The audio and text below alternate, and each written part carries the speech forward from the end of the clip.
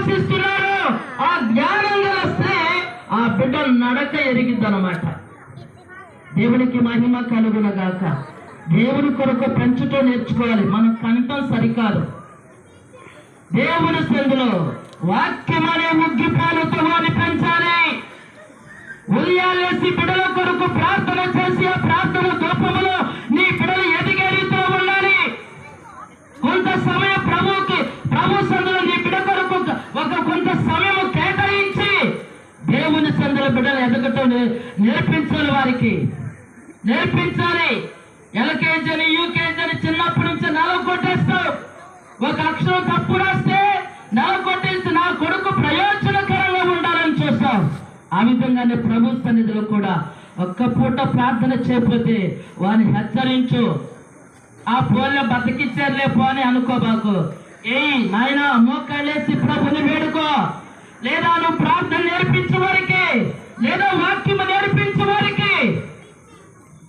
అప్పుడే వారి చిన్ననాటి నుండి దేవుని సన్నిధిలో నిరవంజి మొక్కలాగా, నీటి కాలువల యోర నాటబడిన చెట్టులాగా వారు ఫలభరితంలోకి వస్తారు. ఎందుకు బాధపడుతున్నావు? నా కుమారుడు మాటింటలేడు, నా కుమార్తె మాటింటలేదు. చాలా యాచన చేస్తావు, ఏడుస్తావు. ప్రజల దగ్గర చెప్పుకునే కంటే, మనుషుల దగ్గర చెప్పుకునే కంటే మోకాళ్ళేసి చిన్నప్పటి నుంచే వారిని చక్కగా క్రమములు పెంచుకుంటే వారిని బాట, నీ అడుగు, నీ మాట దాటి అవతలకి వెళ్ళవాలి. ఎందుకో తెలుసా? వారికి కావలసిన జ్ఞానములు నేర్పుతున్నావు కనుక, వారికి కావలసిన మంచి మాటలు నేర్పుతున్నావు కనుక. ఇలా నేర్పి నేర్పి నేర్పి నువ్వు ఎదుగుతున్న నీ పిల్లలు ఎదుగుతున్న కొలది నీ కుటుంబము ఆశీర్వదించబడింది. నీ బిడ్డల చేత నీ కుటుంబం దీవించబడింది. నీ బిడ్డలు దేవుని కొరకు పెంచు. నీ బిడ్డలు దేవుని కొరకు సండే స్కూల్ పంపించి ఆ వాక్యాలు నెమరు వేసుకునే మనస్సు వారికి కావాలి. తల్లిగా నువ్వు చేసే పని అంటే ఉదయాన్నేసి బిడ్డల కొరకు ప్రార్థించు. ఒక చిన్న కుటుంబం నాకు ఎందుకో గుర్తుకొస్తుంది. చిన్న కుటుంబం కాదు, ఈ రోజున దేవుడు ఆ కుటుంబాన్ని చాలా ఆశీర్వదించాడు. ఒక ఆత్మీయ తల్లి ఉంది, ఎప్పుడు ప్రేమతోనే ఉండేది ఆవిడ. పాస్టమ్ గారు ఆ పని ఎప్పుడు చేసుకునేదో మాకు తెలిసేది కాదు. ఇల్లు ఎప్పుడు చక్క పెట్టుకునేదో మాకు తెలిసేది కాదు. మేము ఎప్పుడు చూసినా ప్రేయర్ ప్రేయర్ ప్రేయర్ అని మందిరములు అలా ఉంటానే ఉండేది. అరే మేము అనుకునే వాళ్ళము, ఈవిడ ఎప్పుడు చేస్తుంది, ఎప్పుడు లెగుస్తుంది, కుటుంబాన్ని ఎప్పుడు చక్క పెడుతుంది, మేము ఎప్పుడు వచ్చిన మందిరములో ఉంటుందనా మేము ఆశ్చర్యపోయేవాళ్ళం. దేవునికి మహిమ కలుగునగాక. బిడ్డలు కాస్త ఆ యొక్క యవన కాలంకి వచ్చేసరికి చక్కగా ప్రార్థనలు ఎదుగుతూ ఎదుగుతూ ఎదుగుతూ ఉన్నారు. 3 బిడ్డలు. ఏమండి, పాస్టర్ గారు అతను పని మీద వెళ్తూ ఉండేవాళ్ళు మీటింగ్లకి. ఎప్పుడు పాస్టర్ మరి చేసా ప్రార్థన ప్రార్థన ప్రార్థనతో, ప్రార్థన నీరుతో, ప్రవాహముల వారి బిడ్డలు పెంచడం నేర్చుకుంది. దేవునికి మహిమ కలుగునగాక. ఈ రోజుల్లో మరి ఎవరుంటున్నారు నాకే తెలియదు, కానీ ఆనాడు ఆ తల అలా చేసింది. వారికి వివాహాలు అవ్వలేదు 3 కూడా. ప్రభు రమ్మంటున్నాడు, వచ్చేసేమంటున్నాడు. కావనే ఇంకా వచ్చేస్తే నా దగ్గరికి అనగానే ఆమె మాకు చెప్పింది, నేను కొద్ది కాలానికి కొన్ని రోజులకి నేను వెళ్ళిపోతున్నా ప్రభు దగ్గరికి. బహు జాగ్రత్తగా ఉండండి సంగమా, మీరు మేలుకోనండి. ఎక్కడ కూడా చతుకులు పడద్దు, ఎక్కడ కూడా ఓడిపోవద్దు. దేవుని కొరకు బలమైన వ్యక్తులుగా, బలమైన గింజలుగా మీరుండండి. ఎక్కడికెళ్ళినా యేసు కొరకు మీరు నిలబడండి అని చెప్తూ ఉన్నప్పుడు మేము అన్నాం, అదేంటండి ఆ మాట చెప్తున్నారు? బిడ్డలు చూస్తే 3 బిడ్డలు, ఒక్కరు ఒక దారవ్వలేదు. ఏంటంటే అదేమో ప్రభు పిలిచారు, వారికి సరిపడ్డ ప్రార్థన నేను స్టోర్ చేసేసాను. వారి జీవితానికి సరిపడ ప్రార్థన దేవుని సన్నిధిలో అలా ఉండిపోయి ఆ ప్రార్థనే వారి స్థితిగతులు మార్చేస్తుంది. నా యజమానికి కూడా కావలసిన ప్రార్థన నేను స్టోర్ చేసేసాను. నాకు భయమే, ఆ ప్రార్థన వారు నడిపిస్తుంది అని చెప్పి మాకు మర్చిపోయింది. అరే ప్రార్థన కూడా స్టోర్ చేసుకోవచ్చా? డబ్బులు వాడుకోగా నువ్వు ఎలాగో బ్యాంకులో వేసుకుంటావో ప్రార్థన కూడా నీ కుటుంబానికి స్టోర్ చేసుకుంటే ఆ ప్రార్థన మన కుటుంబాన్ని సరిచేసే కృప దేవుడు ఇస్తాడు. దేవునికి మహిమ కలుగును గాక. నిజంగా మాట్లాడినామండి. కొద్ది రోజులకి నిజంగా నా తల్లి ప్రభు దగ్గరికి వెళ్ళిపోయింది. ప్రభు పిలిచారు, వెళ్ళిపోయినాక ప్రార్థన విజయాలు ఏంటంటో తర్వాత మేము చూడగలిగాం. కుమార్తెకి చక్కని అల్లుళ్ళు వచ్చారు, కొడుక్కి చక్కని సుందరమైన భార్య ఆత్మీయురాలు వచ్చింది, పరిచయ అభివృద్ధిలోకి వచ్చేసింది, దినదినం అభివృద్ధిలోకి వచ్చేసింది. చక్కగా ఈ రోజున వారందరూ దేవుని సందులో ఓ మహామహిమతో ఓ ఘనముగా దేవుని గణపరుస్తూ ఆ పరిచయలు ముందుకు సాగిపోతూ వెళ్ళిపోతున్నారు. దేవుని నామానికి మహిమ కలుగునగాక. కారణం ప్రార్థన. ప్రార్థన ప్రార్థన నీ జీవితాన్ని మార్చేది. ప్రార్థన నీ కుటుంబాన్ని బిడ్డలు కట్టేది. ఏం చేస్తున్నావు? ఉదయాలు లేసి రేయి మొదలు జాములు వేస్తున్నావా? నీ కన్నీరు ప్రభు పాదాలతో కడుగుతున్నావా? అలా కడిగితే నీ బిడ్డలు యెషయా గ్రంథం 44వ అధ్యాయంలో 3వ మాటలో నీ సంతతి మీద నా ఆత్మను కుమ్మరించెదను అన్నాడు దేవుడు. దేవునికి మహిమ కలుగును గాక. నీ ఈ విధంగా బిడ్డలు నడిపిస్తే, ఈ విధంగా కుటుంబాన్ని నడిపిస్తే దేవుని ఆత్మని ప్రార్థన చేత నీ బిడ్డలు విడిచిపెట్టకుండా ఆయన ఆత్మ కుమ్మరించినప్పుడు వారు వర్ధిల్లెదరు. దేవునికి మహిమ కలుగును గాక. హల్లెలూయా, హల్లెలూయా. నీ బిడ్డలు వర్ధిల్లాలంటే, నీ బిడ్డలు మంచి జాబు చేయాలంటే, నీ బిడ్డలు మంచిగా ఒక ఉన్నతమైన పరిస్థితికి, ఉన్నతమైన స్థితికి రావాలంటే కారణం నీవే. ఓ సోదరి,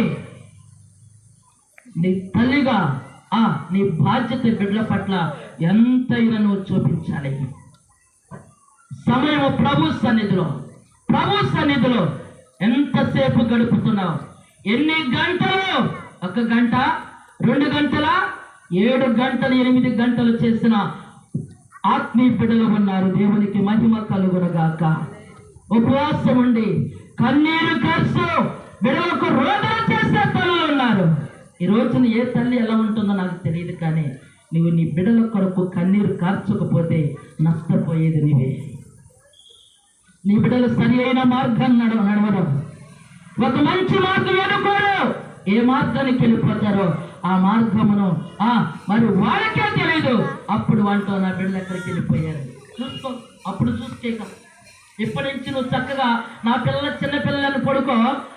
ఒక యుక్త కాలం వచ్చేసరికి వాళ్ళు ఎటో దారి తప్పిపోతే అప్పుడు మనం ఏం చేస్తామంటే అగోచరం అని ఏడుస్తూ ఉంటాం. నువ్వు వేయవలసిన టైంలో ప్రార్థన విత్తనమయ్యి వాళ్ళకి అది మొక్కయి చక్కగా వాడు సరియైన రీతులు నడిపించుకొస్తుంది. దేవునికి మహిమ కలుగును గాక. నీ సంతతి మీద నా ఆత్మను కుమ్మరింపచేసి నేను ఆ వారిని ఆశీర్వదించెదను. దేవుని ఆశీర్వాదం నీ మీదకి, నీ పిల్లల మీదకి రావాలంటే మోకాలేసి కన్నీటి ప్రార్థన చేయాలి. ఆ ప్రార్థనే నీ బిడ్డలు సరి అయిన రీతిలో తీసుకొస్తుంది. మంచి మార్గములో మంచి ప్రార్థన కుడికి కానీ ఎడమ కానీ పట్టులేనివ్వదు. నీ కుటుంబాన్ని ప్రార్థనతో కట్టుకో, నీ బిడ్డలు ప్రార్థనతో నడిపించుకో. ఒకవేళ చదువుతున్న ప్రార్థన ముఖ్యము. మోకాలు ఉదయాలేసి మోకాలు వేయించు, దేవుని సదులో ప్రార్థించు. మనం అప్పటికెలా మన కాలేజీకి ఆ ప్రార్థన నీ బిడ్డలు మంచి మార్గం నడిపిస్తుంది. దేవుని బిడ్డలారా, ఎంతవరకు నువ్వు ప్రార్థన చేస్తున్నావు? ఎంతవరకు నీ కుటుంబాన్ని కట్టుకుంటున్నావు? ఈ కడవరి దినాల్లో, ఈ భయంకర దినాల్లో మనం ఉన్నాం. ఎక్కడ చూసినా సమాధానం లేదు, ఎక్కడ చూసినా సమస్యలు, యవ్వన బిడ్డలు మరణాలు, అనేకమైన కుటుంబంలో నెమ్మది లేక, యవ్వన బిడ్డలు ఆ వీధుల్లో లేకుండా, పసిపిల్లల వీధుల్లో లేకుండా, యవ్వన బిడ్డలు రాజ్యమార్గంలో లేకుండా మరణము ఎక్కడెక్కి చూస్తుంటే ఎక్కి చూస్తుంది. అది చూడకుండా ఉండాలంటే నువ్వేం చేయాలో తెలుసా? బిడ్డల కొరకు ప్రార్థన చేయాలి. ఆ మరణం అనేది నీ బిడ్డ వైపు చూడకుండా ఉండాలంటే నీ ప్రార్థన నీకు ఆధారము. ఎక్కడికి వెళ్ళిన నీ బిడ్డ క్షేమాభిగా, వృద్ధులకు నీ బిడ్డకు వస్తారు, ఇంటికి క్షేమగా వస్తారు. ప్రార్థన చేసి పంపిస్తున్నావా బిడ్డల్ని? యజమాని ప్రార్థన చేసి పంపిస్తున్నావా బయటికి? ప్రార్థనా ప్రభాలుగా ఉండవు. మేడలున్నా, బిద్దులున్నా, ధనమున్నా, ఏదన్నా ఒక్కటే కుటుంబాన్ని నిత్య రాజ్యానికి నడిపించేది. ప్రార్థన ఒక్కటే దేవునికి మహిమకరముగా నిలబడేది.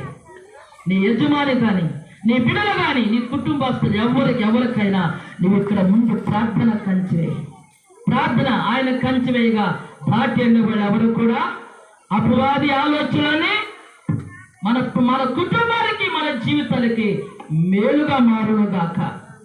దేవునికి మహిమ కలుగును గాక. ఆ విధంగా రాత్రికాల సమయం రాత్రికాల సమయం విషయాన్ని దైవబాబావుని కూడా చెప్తున్నటువంటి బిడ్డల కొరకు ప్రార్థించేవారుగా మనం ఉండాలి. మాకు తిరిగి లేదండి, మేము వెళ్ళిపోతున్న ఒక తండ్రి అనొచ్చు, కానీ నీకు బాధ్యత ఉంది. కేవలం స్త్రీకే కాదు, ఒక దైవజనుడిగా నీకు ఆ బిడ్డల కొరకు ప్రార్థించే ఆ యొక్క కృప నీకు ఉండాలి, ఒక బాధ్యత నీకు ఉండాలి. ఇద్దరు ప్రార్థన చేస్తేనే బిడ్డ ఆ విధంగా వర్తిల్లుతూ ఉంటుంది. దేవునికి మహిమ కలుగును గాక. ఏమండి, చిన్నప్పుడు ప్రార్థన చేయక ఈ రోజున మాటించలేదంటే అక్కడ ప్రార్థన ఆయుధం లేదు, ప్రార్థన సన్నిధి లేదు బిడ్డలకి. ఆ ప్రార్థన, ఆ కృప లేదు. ఆ కృపలో నీకు కుటుంబం ఎగాలంటే నువ్వు చేసే పని నువ్వు చేయాలి. మామూలు కారణాలు ఏదో పిల్లలు వెళ్తున్నారు వస్తున్నారు కాదు, ప్రార్థన చేసి కుటుంబాన్ని కట్టుకో. అప్పుడు నీ కుటుంబానికి ఈవిడ జ్ఞానవంతురాలు అని నీకు పేరుస్తుందా, ఈమె గుణవంతురాలు నీకు పేరు వస్తుంది, ఈమె దైవిక భక్తి కలిగిన స్త్రీ అని నీకు పేరు వస్తుంది. ఆ పేరు ప్రఖ్యాత రావాలంటే నీకు మొట్టమొదటిగా బిడ్డల కొరకు దేవుని సన్నిధిలో ప్రార్థించాలి. వాక్యమని ఒగ్గి పాలతో వారిని పెంచాలి, ప్రార్థన పానీయముతో వారిని పెంచాలి. అప్పుడు వారి జీవితాలు ఆ యొక్క మధ్యాహ్నము తేజస్సు ఎలా ఉంటుందో ఆ తేజస్సు లాగా నీ బిడ్డల జీవితాలు వికసించేవారుగా ఉంటారు. ఆ విధంగా నీకు కూడిన ప్రతి ఒక్క మన బిడ్డల కొరకు ప్రార్థన చేసేవారు ఉందా. ఆ యొక్క మరి జ్యోతిర్మి ఆ పాపకి ఆ ఇద్దరు తల్లిదండ్రులకు కూడా చక్కగా ప్రార్థించేవారుగా ఉండాలి. మా వల్ల కాదనంటే తర్వాత పరిస్థితి మనం ఏం చూడలేము. ఆయన అంటున్నాడు, నువ్వు ప్రార్థన పెంచిన ఎడల సంవత్సరం మొదలుకొని సంవత్సరాంతరం దయాకిరటమే కాకుండా నీ యొక్క బిడ్డలపై, నీ సంతతిపై నా ఆత్మను కుమ్మరింపచేసి వారిని అలాగే ఉంచను, వారిని ఉన్నతమైన స్థితిలో ఆశీర్వదింపచేస్తాను అని దేవుడు మాట్లాడుతున్నాడు. దేవుడి బిడ్డలారా, నీ బిడ్డలకి, నీ కుటుంబానికి ఆశీర్వాదం రావాలంటే మోకాలువై ప్రార్థన చేయి. ఇక నుంచైనా ప్రతి వారం ఒకరోజు ఉపవాసం ఉండి బిడ్డల కొరకు ప్రార్థన చేయి. వారు చక్కగా నీటి కాలంలో ఎవరు నాటబడిన చెట్టు ఎలా వికసిస్తూ చక్కగా సిగరేసుకొస్తుందో అలాగే నీ బిడ్డల జీవితంలో కూడా ఉన్నతమైన కృప వస్తుంది, ఉన్నతమైన ఆశీర్వాదాలు వస్తాయి. అట్టి ఆశీర్వాదాలు, అట్టి కృప మనకేనో కృష్ణకి ఆ యొక్క దైవబాబు కుటుంబానికి కూడి వచ్చిన అందరికీ కూడా సదాకాలము తోడై ఉండును గాక. దేవుడి మాటలు దేవుడు దీవించిన గాక. సమయం